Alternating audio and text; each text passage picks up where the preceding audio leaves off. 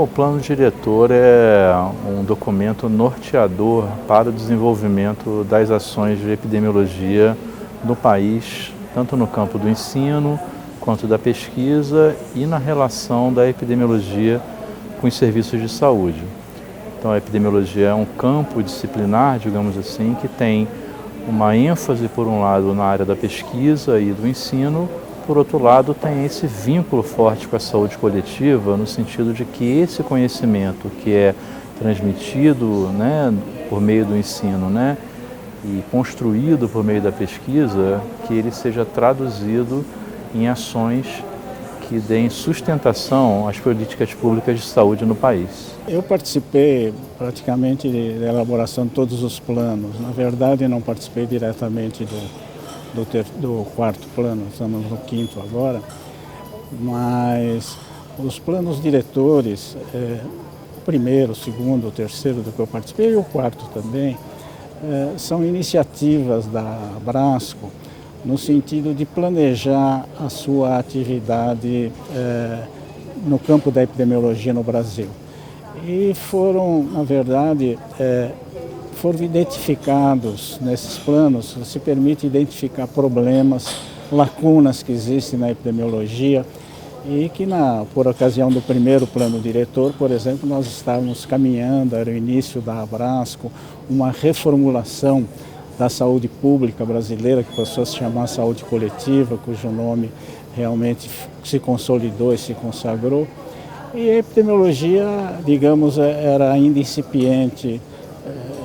Óbvio que eu não posso deixar de reconhecer a existência de trabalhos importantes, mas dentro da perspectiva da saúde coletiva, a epidemiologia ganhou um outro espaço, uma outra representação.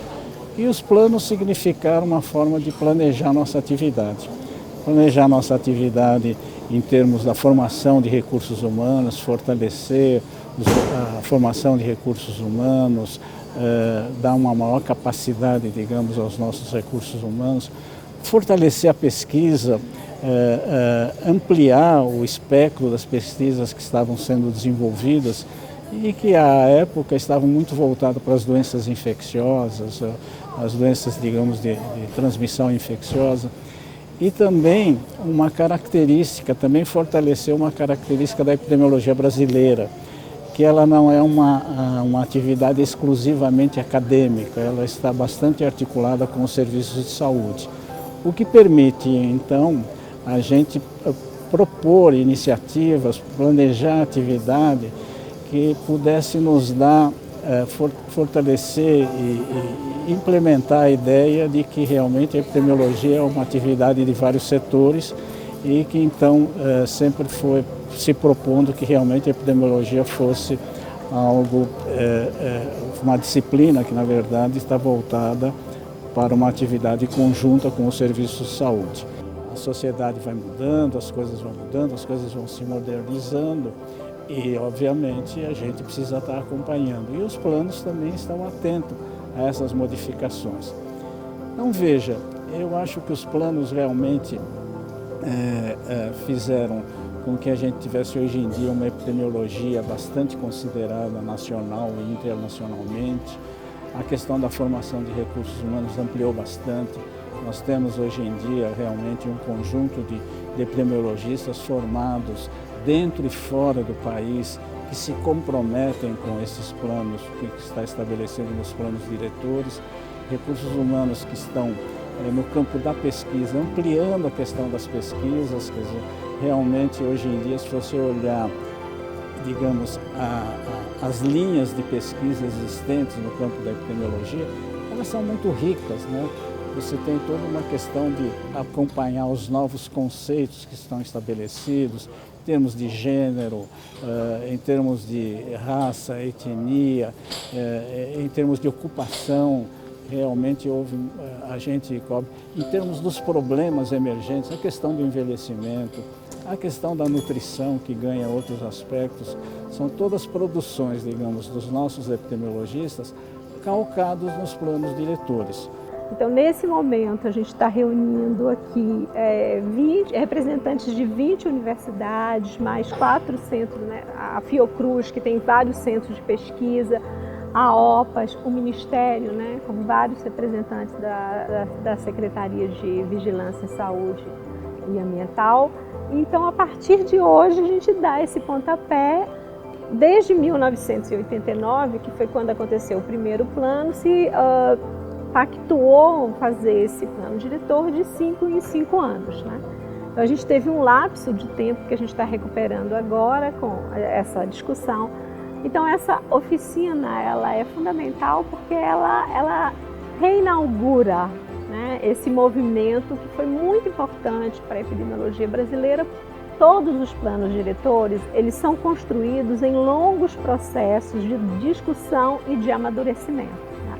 Então, a comunidade se reúne em vários momentos, vai discutindo, né? Começa realmente, como a gente está fazendo aqui, uma ideia geral de tudo que poderia estar nesse processo. E a partir daí a gente vai amadurecendo para esse plano diretor, né? Ele é uma diretiva, então é aquele momento onde a gente discute os problemas no intuito de criar um consenso, digamos assim, da epidemiologia no Brasil e com isso também, a partir desse consenso dos problemas prioritários, a gente traçar ações e vamos então, a partir dali, trabalhar na implementação dessas ações. A epidemiologia brasileira é uma epidemiologia engajada. Na epidemiologia nós conseguimos produzir, né, os 4 planos em intervalos regulares, né, a cada 5 anos.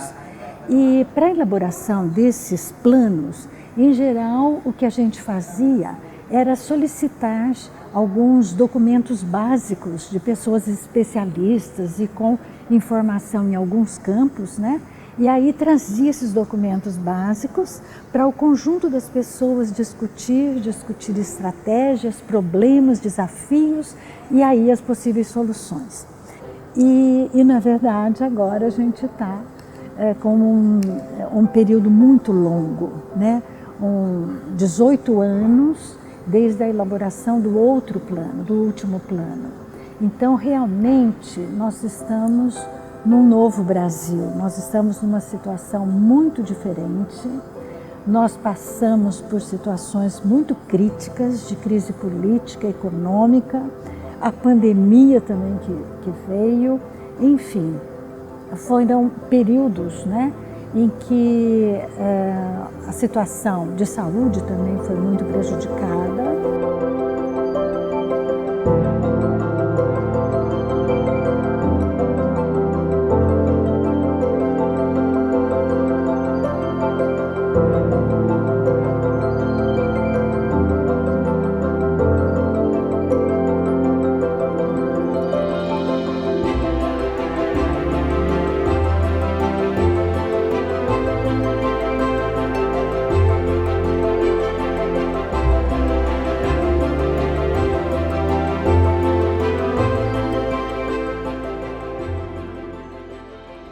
Esse novo plano, nesse novo Brasil, nesse novo mundo, a gente não pode descolar essas coisas. A epidemiologia ela precisa responder às questões sensíveis da sociedade, mas dessa sociedade de 2023, né? Uma sociedade muito fragmentada, uma sociedade, nem digo politizada, porque seria bom politizada, mas partidarizada. E uma sociedade que, infelizmente, parece que retrocedeu em muitos pontos, porque é uma sociedade muito mais LGBT-fóbica, muito mais machista e sexista, ou pelo menos assim parece, né? E a epidemiologia, seja ela olhada como uma disciplina, que eu acho que é muito restrito, mas como o professor Maurício Barreto colocou muito bem, um campo de reflexão, de inquietações, mas que seja um campo de produção de saúde para as pessoas. A epidemiologia é essa ferramenta potentíssima, né, que bebe de outras fontes também, como as ciências sociais e humanas, e desemboca lá na gestão e política, né, em saúde. E hoje a gente precisa usar, por exemplo, a vigilância epidemiológica para responder e para dar um perfil de quem somos nós, né? Então, o exemplo que eu utilizei clássico é que, infelizmente, a gente não sabe quantas pessoas trans, né, e falo eu, enquanto uma epidemiologista e também travesti que sou, e falo isso com muito orgulho, e a única travesti epidemiologista deste evento, e isso eu já não digo com orgulho, eu quero ver muitas das nossas, cada vez mais, como foi a professora Fra Demétrio da Abrasco, né, uma grande epidemiologista pós-doutora. Hoje a gente não sabe quantas de nós. E professora Afra Demétrio foi uma que infelizmente se foi em decorrência de problemas depois da Covid, e a gente não sabe. Os sistemas não sabem que ela era uma travesti. Então esse é só um tópico que eu digo para você, que a gente precisa adaptar os sistemas de informação em saúde hoje para o perfil de quem são essas pessoas, qual é a raça-cor dessa pessoa, apesar da gente já ter o campo, mas precisa melhorar a completude desse campo, a robustez da informação, inserir campos como orientação sexual, identidade de gênero, nome social, se a pessoa tem ou não deficiência, trabalhar também se essa pessoa é migrante, é refugiada, é apátrida, tudo isso precisa estar dentro dos nossos sistemas de vigilância, que são universais, mas eles precisam também ser equânimes. E a gente teve um pacto muito interessante aqui, nos 3 eixos isso apareceu, no ensino, na pesquisa e também nos serviços. Então, eu fico muito feliz que as questões relacionadas à diversidade, e aí eu não digo só diversidade de gênero, sexual, mas de raça, cor, anticapacitista, todas essas discussões, o interessante é que isso não apareceu só no eixo que eu estava. Coincidentemente, quando a gente se conversa aí nos cafés, nos corredores, isso apareceu sistematicamente em todos os grupos, né? Então, a epidemiologia enquanto uma ferramenta importantíssima, extremamente potente de enfrentamento essas iniquidades em saúde, né? E uma epidemiologia que visibilize as pessoas, né? Uma vigilância que visibilize as pessoas. É uma questão desafiadora para nós, é que as estudantes e estudantes têm cada vez assim sido um público mais diverso, né? No que se refere à raça, cor, orientação sexual, identidade de gênero, pessoas com algum tipo de deficiência, enfim, a gente tem hoje um público, um alunado que muitas vezes precisa trabalhar em concomitância com o curso para garantir, inclusive, a sua permanência na universidade. E isso tem sido desafiador, porque eu acredito que a maior parte de nós fez uma formação exclusiva dedicada à formação pós-graduada, sem ter que conciliar com as atividades de trabalho. E isso hoje se impõe como um desafio, assim, como é que a gente garante uma formação qualificada, com aprofundamento teórico, metodológico, dada todas essas questões aí que nos atravessam. A gente entende também que hoje em dia a gente tem desafios relacionados à própria incorporação tecnológica na nossa área, né, assim como as outras áreas da saúde coletiva.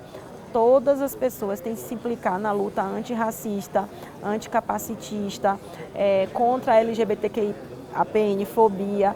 Tem que se implicar nessas lutas, entendendo que não são pautas que são identitárias e entendendo também que não são pautas que devem ser enfrentadas somente, no caso da gente, da saúde coletiva, pelas pessoas da área de ciências sociais da saúde. Né? Então, assim, e aí eu, enquanto pesquisadora, né, preta também, mulher preta e tal, foi o que eu falei no grupo. Falei, olha, essa luta todo mundo tem que bancar.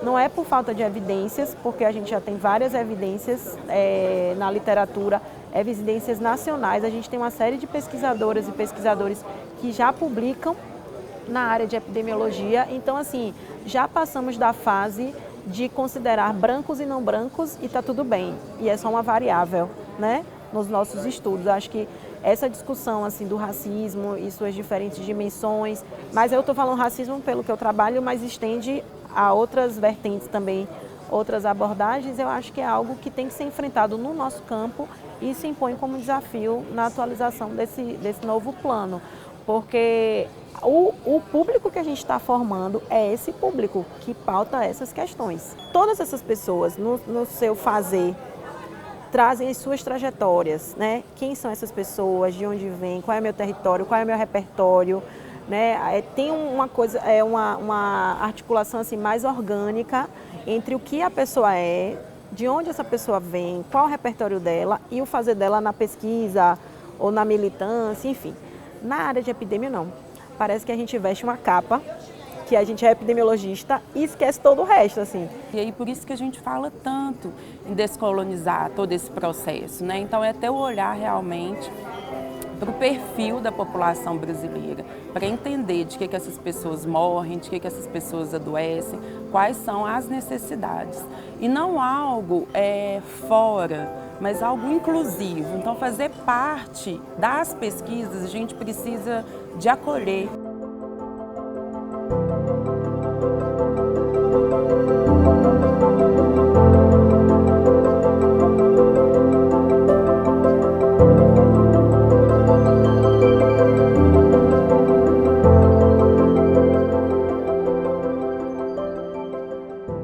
país extremamente diverso, com problemas muito complexos, heterogêneos, uma população que demanda, né, muitos serviços de saúde, a epidemiologia precisa dar respostas, né? Acho que a gente precisa de uma epidemiologia que seja capaz de trazer propostas e respostas às demandas da sociedade. E aí, quando eu olho para a graduação, a gente precisa formar futuros profissionais que estejam atentos a essas demandas da sociedade, né? Que conheçam os principais problemas, os desafios, as necessidades da sociedade e que sejam capazes de construir alternativas por dentro do SUS, obviamente, porque a gente só entende que é pelo SUS que a gente consegue operacionalizar, garantir o direito à saúde, então que por dentro do SUS ele consiga dar respostas. Olhando com a lupa da desigualdade, né? Então tem que ser uma epidemiologia social, uma epidemiologia inserida no território, comprometida eticamente com as pessoas. Então eu penso que, para além de questões metodológicas, do arsenal metodológico que a epidemiologia oferece, sem dúvida nenhuma também essa visão humanista dos futuros profissionais, do comprometimento com o direito à saúde e que de fato sejam capazes de apoiar a tomada de decisão, apoiar, orientar a gestão. A gente tem várias gerações aqui dentro e aí é muito bom ver gente que construiu primeiro e a gente que está chegando agora, e aí eu me enquadro aí nessa nova geração de epidemiologistas sanitaristas que estão podendo participar desse momento e desse espaço agora. E o que eu acho que é muito importante para a epidemiologia como um todo, esse olhar diferenciado para essas universidades que ficam no interior, né, do Brasil, como também esses novos epidemiologistas que estão surgindo. E as novas pesquisas também, né? Então, quando a gente pensa em saúde da população negra, saúde da população quilombola, indígena, ribeirinha, então a gente da epidemiologia, todos nós precisamos ter esse olhar para essa população, que na verdade é a maior parte da população brasileira, né? Então é o que a gente chama de minoria sociológica, mas em número é o percentual mais elevado. Nesses 18 anos que passaram, surgiu o curso de graduação em saúde coletiva, né? Na verdade, o plano, eu acho que a ideia é que ele durasse 5 anos, mas teve esse gap, né, de 18 anos. Durante esses 18 anos, muitas coisas aconteceram. No âmbito do ensino, por exemplo, surgiu um novo curso de graduação, né? A formação do sanitarista, que antes era somente na pós-graduação, ela foi antecipada. Hoje nós temos centenas de sanitaristas egressos formados no âmbito da graduação em saúde coletiva. Eu sou um deles, entre diversos colegas, e muitos hoje formados pelos professores, pelos pesquisadores que estão hoje aqui nesse evento. Então é uma honra estar aqui junto com meus professores, meus mestres.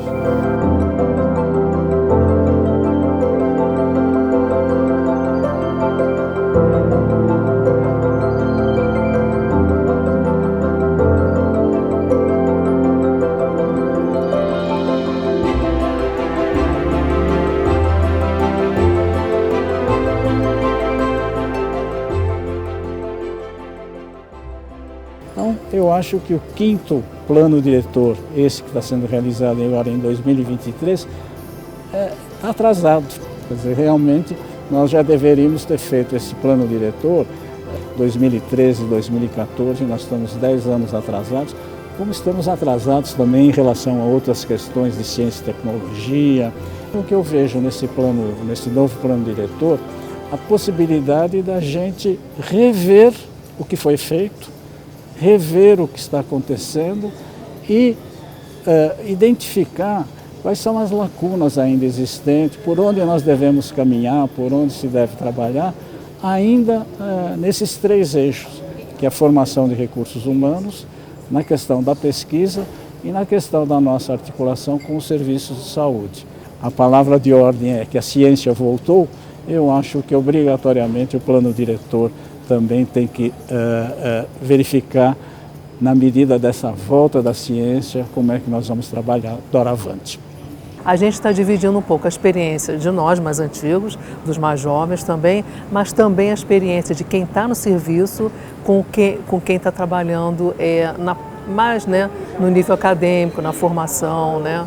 Então, bem interessante está sendo a discussão, porque a gente percebe avanços, infelizmente alguns retrocessos, mas a gente percebe que existe uma vontade de continuar contribuindo com a política de saúde. A epidemiologia cresceu muito como campo do conhecimento, cresceu muito na área da pesquisa, muito na área do ensino, principalmente na pós-graduação, mas também na graduação, porque os cursos de graduação em saúde coletiva são relativamente recentes nesse espaço temporal que a gente está falando, e também o fortalecimento da ação da epidemiologia em serviços de saúde. Então, cresceu muito, mas precisa ainda crescer muito mais para dar conta dos desafios que se apresentam hoje na sociedade.